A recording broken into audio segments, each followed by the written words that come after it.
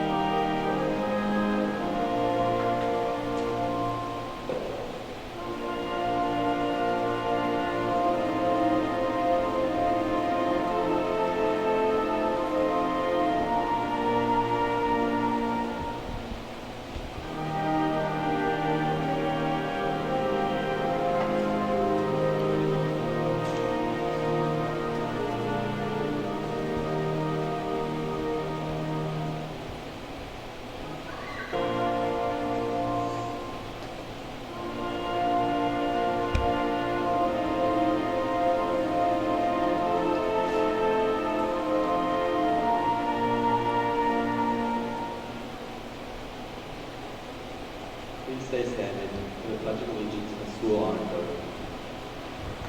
Pledge of Allegiance.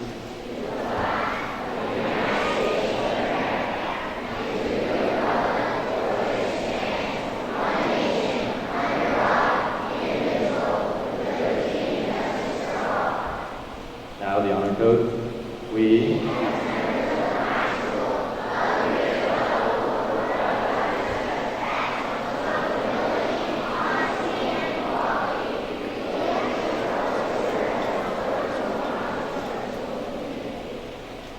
Please remain standing as the combined middle school chorus sings Star Spangled Banner under the direction of Miss Alvarado.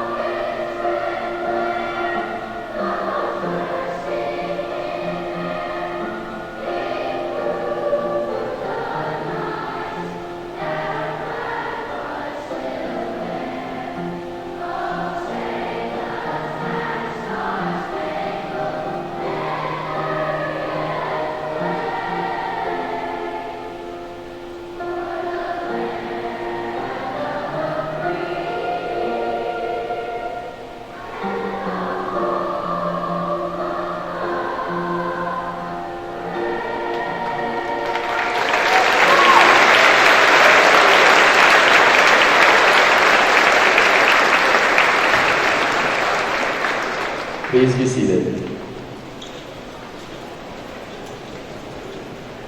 Good morning, and welcome students, faculty, and guests to our annual Veterans Day Assembly.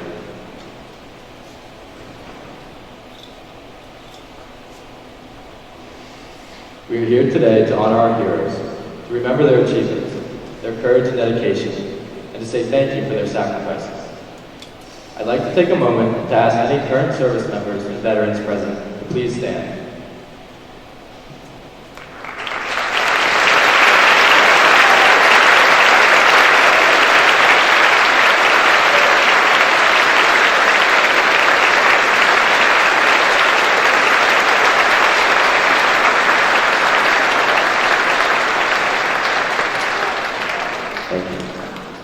I would also like to take a moment to recognize the Pine School Maintenance Department.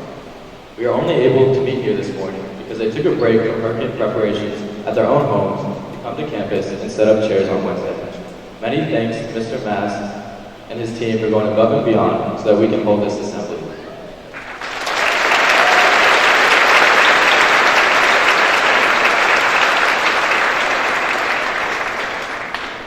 104 years ago, at the 11th hour of the 11th day, at the 11th month in 1918, fighting ceased in what was hoped to be the war to end all wars. Accordingly, Allied nations with whom our people fought also observed today as Armistice Day. In 1954, Congress officially designated today Veterans Day to honor all women and men who fought both valiantly in conflict and served in peacetime. As we honor them, we should also remember the words of President John F. Kennedy, who said, "As we express our gratitude, we must never forget that the highest appreciation is not to utter words, but to live by them." The men and women of the armed forces made sacrifices none of us can fully repay. We can, though, find ways within our own lives to live out the liberties that they have provided for us. Do your part to spread the message of pluralism and freedom to all those around you by studying our history. Give back to your community. Spread democracy by encouraging others to vote. The Pine School History faculty will help you understand the structure and origins of our national constitution, but ensuring that the right of the minority are not trampled by the majority requires the daily diligence of you and I, the citizens who safeguard our norms. The framers of our Constitution handed down to us a remarkably brief document. It was later generations who took this republic and turned it into a vibrant democracy. That is to say, they made a system in which we the people select our leaders, and perhaps our future. Our civic ancestors created for us a democratic form of government called a republic, in which our people express their voice by selecting a member of our community to represent us in Tallahassee and in Washington. Since the first peaceful transfer of power in the 1800 election, we have rejoiced in the right of ordinary, plain folks to cast a ballot, as we did only 3 days ago. Who protects this right? In a sense, we all do. In another, our servicemen and women protect these rights. We built our democracy incrementally. In the 1820s, we created state laws which enabled all white men to vote. We improved upon this when Congress declared in 1870 that all men, regardless of color, are entitled to vote. But the American people were not done. The spirit of democracy took a leap in 1920 when we amended our Constitution to recognize the right of women to cast a ballot. Have we achieved what the Constitution calls a perfect union? Perhaps. This morning, we put aside the white partisanship of Tuesday and celebrate those in our armed forces who join us in protecting our democratic republic. On Memorial Day is our nation's moment to honor those who, in the words of President Lincoln, gave the last full measure of devotion and died while serving in the armed forces. Veterans Day is our opportunity to honor all who serve. This morning, our small community celebrates our fellow knights who are, as we speak, serving in all 5 branches of the military. Grayson Gardner, class of 2014, serves in the Army. Both Alec Renfro, class of 2011, and Icho Billy serve in the Army. CJ Skelly, class of 2013, is a Marine. Shane Toner, class of 2011, serves in the Air Force. AJ Lettengarber, class of 2015, patrols our seas as a member of the Coast Guard. I now invite to the microphone Student Body President Whitney Critchfield, class of 2023, to read this year's presidential proclamation.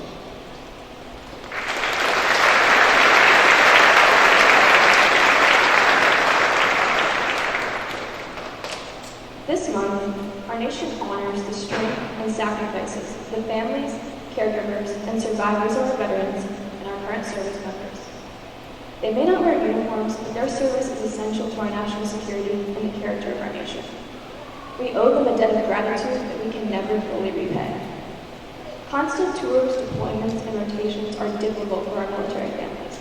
Jill and I have personally experienced the anxious pride that parents feel seeing their child in uniform. We have marveled at the devotion of military families and their resilience to uproot their lives every few years and move to new communities. We honor the stalwart courage and resolve of veteran families, caring for their loved ones when their service in uniform concludes. We grieve alongside families of the fallen who have lost a piece of their soul.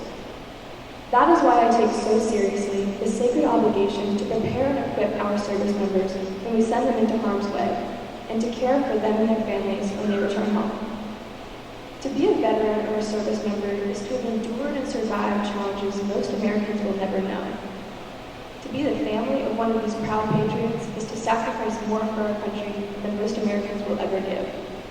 During National Veterans and Military Families Month, we pay homage to the unrelenting bravery and dedication of all who wear the uniform, and to the unwavering love and support of all who serve alongside them. Families who put their lives on hold so our military can hold the line represent the best of America, and we will always remember what they do for our nation. Now, therefore I, Joseph R. Biden Jr., President of the United States of America, by virtue of the authority vested in me by the Constitution and laws of the United States, do hereby proclaim November 2022 as National Veterans and Military Families Month. I call upon the people of the United States to honor veterans and military families with appropriate ceremonies and activities. In witness whereof, I have hereunto set my hand this 31st day of October, in the year of our Lord 2022, and of the independence of the United States of America, the 247th, Joseph R. Biden, Jr.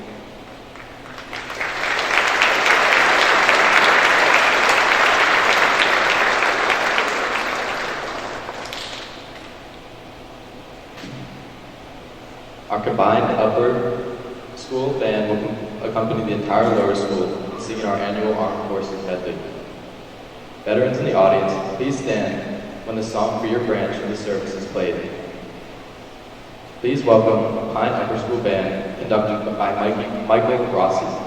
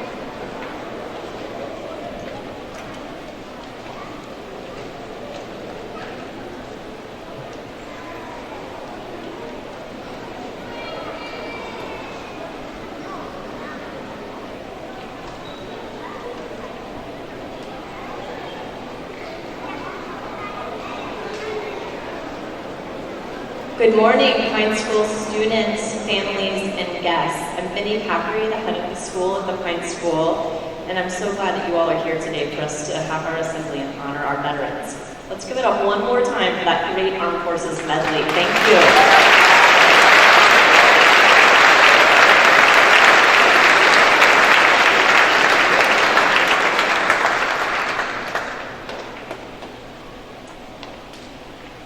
This morning's speaker has already enriched our community in the 3 short months since he joined our faculty. Mr. Brian Hildebrand teaches 9th grade English at the Pine School and comes to us with years of teaching experience in Maryland. He earned his bachelor's degree in English from Pennsylvania State University and his master's degree in teaching English at Townsend University. Before Mr. Hildebrand became a teacher, he served in the United States Army. It is because of his military service that we invite him to speak to us today. While serving from 2006 to 2011, Mr. Hildebrand managed multinational projects over the course of 2 deployments to Pakistan. He also spent years developing a comprehensive reporting system to gauge the effectiveness of influence programs. The system he developed has been adopted by numerous psychological operations programs supporting the global war on terror. Our students have found Mr. Hildebrand's firm classroom demeanor always brings with it a kind warmth and commitment to the academic study of English. His professionalism and pedagogy quickly earned him the respect of his colleagues, and we are so proud to have this veteran on our faculty. I invite you to join me in welcoming to the lectern our speaker today, Mr. Brian Hildebrand.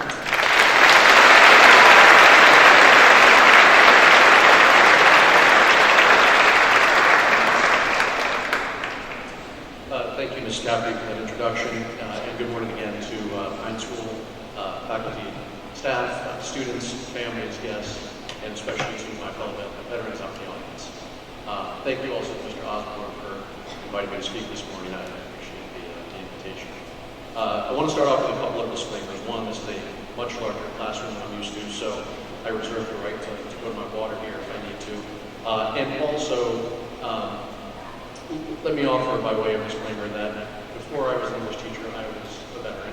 And before I was a veteran, I was a salesman. So the potential for long-winded rambling is virtually off the charts, but I will do my best to keep that in check. As an English teacher, I want to note 2 points of irony.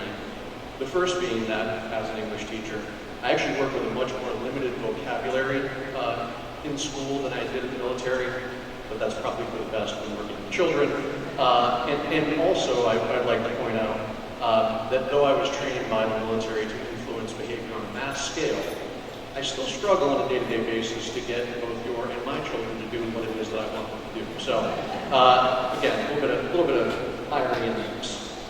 With that being said, I really struggle with what it is that I should speak about today.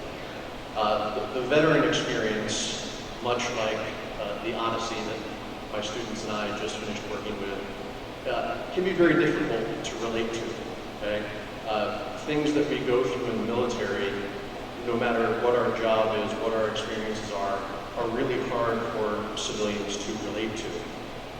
But, like the Odyssey, like ancient epic poems, I think the veteran experience can offer a lot of reward if you have the patience to kind of accept the challenge of understanding and being a party to it. So ultimately, I decided that to make it as relatable as possible, and also to satisfy a lingering desire I had to be a drill sergeant, I'd share some wisdom that I received from my drill sergeants way back in basic training. 3 points in particular. First, right place, right time, right people. My drill sergeant, that was probably the first thing that he said to us that wasn't being screamed. The first lesson he really tried to teach us was, just show up where you're supposed to be with the things you're supposed to have at the right time. Of course, in the Army, 10 minutes early. But be in the right place at the right time with what you're supposed to have, and everything else will take care of itself. Now, as it turns out, I was so good at following orders mindlessly that for my basic training class, I was actually more sold for the cycling. But at the danger of sounding like a middle-aged man bragging about high school sports team play, that sort of thing, that's not really the point that I want to make with this. The opportunity that ultimately led me to was my aforementioned deployments to Pakistan. When I was in the military, we were in the height of our rapid deployments, our frequent deployments to both Iraq and Afghanistan, and I was slated to go on a mission to Iraq. Circumstances arose, I was bumped from that mission, and it was during that time that I was kind of left back at Fort Bragg waiting that the first ever mission for psychological operations to Pakistan was stood up. And so, simply by being in the right place at the right time, kind of prepared to be deployed, I was afforded this opportunity that no one had ever had before me in my line of work, and that I couldn't possibly be more grateful about, and I'll talk a little bit more about down the road. For you students in the audience, though it may not seem like it, so much of being a student can be very simple, right? Right place, right time, right uniform. As I look out on this sea of proper dress day uniforms, and surely all of them were caught up and completed after these last 2 days at home, right? Right place, right time, right uniform. If those things are in check, the rest of it kind of falls into place, okay, at least for the vast majority of us. The second piece of wisdom that was shared with me was slow is smooth, smooth is fast. And I'll say it again because I didn't get it at first. Slow is smooth, smooth is fast, okay? Again, most things were being screamed at me at this point in my life, and this seemed at first to be kind of contradictory. But I realized later on that it was a subset of some other wisdom I'd been provided, which was that you learn either through blunt force trauma or repetition. And so this falls more into the repetition category, right?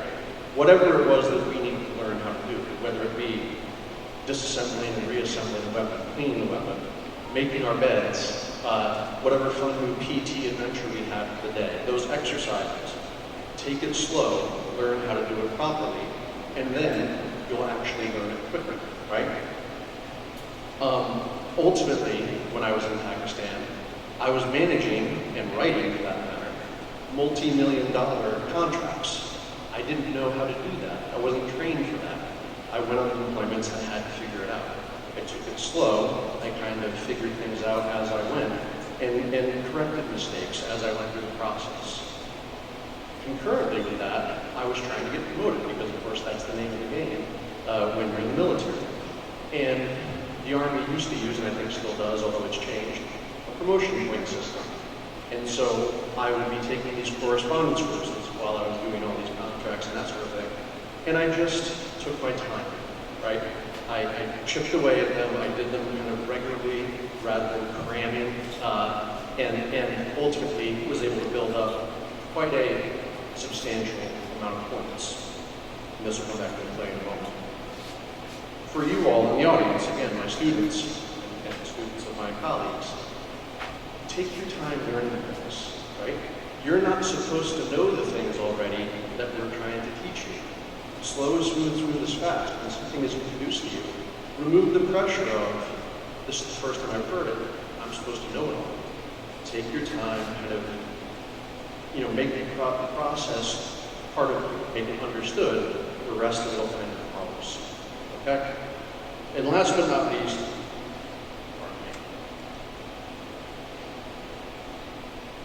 perhaps the most integral to certainly the Army experience, and probably, I'm guessing, the military experience at large, is the wisdom of hurrying up and waiting. We were told constantly to hurry up and wait. The idea, be ready, be where you're supposed to be, all these things I've been talking about, and then you'll be told what's next. You'll see what's next. For me, I was airborne. Airborne jumps are a few minutes of action that follow hours worth of waiting. Okay, that's kind of the standard experience, no matter which unit you're with. Specifically, if you'll humor me, I'll tell you a specific story of my last jump. My last jump was 2 days before I separated from the Army. If I didn't make the jump, I was going to owe the Army some money, so I decided to do it. And my last jump was in a place that I had jumped many times before. And as a favor to me, they put me on the first chalk of people going out. The idea being that when you're done with your jump, you can go home for the day. And that was going to be an early day for me. Well, when I showed up for my last jump, it was windy. Not as windy as the last couple of days, but pretty windy. And they came over to us, the pilots that is, and said, hey guys, we know you're used to kind of coming out of the plane in a certain way. It's going to be a little bit different today. We're going to go out on the road, and the wind's going to blow you into the drop zone. Like a good soldier, I just said, okay, sounds good to me. I'll follow orders, load up the plane, go up in the sky, come out over the drop zone. And when we come out, we are over the drop zone, not over the road like they told us. Now, thankfully, I'm heavier. I dropped like a rock. I landed in the drop zone. Every single person behind me in the plane was in the trees. Hanging in the trees, crashing into trees as they were coming down, just the whole thing. I mean, everything you can imagine with parachutes and trees. I spent my last jump in the Army, appropriately so, kind of sitting in an airfield, just reflecting on my experience, while I waited for my buddies to be taken down from the trees. Because, of course, you don't leave anyone behind in the Army, right? So they were all kind of hanging up there. I was kicking back and relaxing, but not at home on the couch watching TV like I was promised. But that's the way things go sometimes. The other thing, and I'll mention that, I mentioned rather that promotion points would come up again. I got all my promotion points in my first deployment. Promptly after going to board, promotion points were maxed out the next month. And so I waited an entire year to actually be promoted once I had passed the board and gotten all these points. And it was in that year, for better or worse, I think for the better, that I realized that this wasn't going to be a career for me, the Army that is. I loved the experience. I saw places and met people that I never would have. But it was in that time, in Pakistan, as I waited for deployment, that I realized really what my calling was. And so it was then that I decided, after I finished my time in the Army, that I would become a teacher. So again, for you students in the room, you are asked to learn so many things, right? You're asked to learn so many things on a consistent, frequent basis. There's almost kind of but wait, there's more aspect of school, right? You learn something and then the next day there's something else. There doesn't seem to be a finish line. What I'll share with you is, hurry up, slowly and smoothly, but hurry up, learn it, see what's next. The next thing could be an opportunity that you're not expecting. The next thing could lead you to something that you never anticipated. I never anticipated being a teacher when I was in the military. It wasn't until I had that year to kind of reflect and think about what is it do I really want to do? What is it that speaks to me? That I decided ultimately that this is where I would be. And so, to bring this Odyssean speech to a conclusion, let me first thank you all again for humoring me. And then second, I just want to share kind of a closing thought in terms of veterans and in honor of Veterans Day. And I'm going to read this. Forgive me if I choke up. We veterans are by no means all heroes. I am not a hero, okay? But we all do share a common bond of service to something greater than ourselves. And as difficult as my journey was at times, I lost a very good friend of mine. I feel guilty for being here sometimes with him lost. As difficult as that was, and in full acknowledgement that I had it much better than most in terms of veteran life. I do want to say that I'm incredibly grateful for the lessons that I learned. I hope that some of those lessons translate. I hope that some of them are relatable. But I'm proud to have served. I'm proud to continue to serve in a different capacity. I teach because I want to help. I want to serve others and serve something greater than myself. And I'm happy to say now that happens to be the Pine School and its community at large. So ultimately, all of this led me to being here with you today, and for that I'm very grateful. So thank you.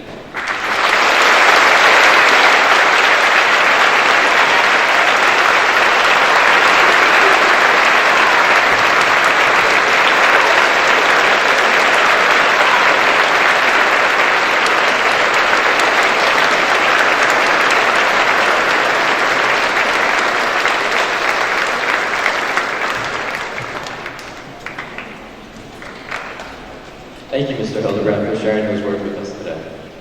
While Veterans Day is typically a tribute to America's living veterans, we conclude with a reflection of those veterans who have died and those who have gave the ultimate sacrifice to their country. In Flanders Fields was written by John McCrae in 1915 as a symbol of remembrance for those who lost their lives in combat. The poem began with the use of the poppy to symbolize the memory of those killed in service. Please stand for a recitation of student leader Fiona Anker.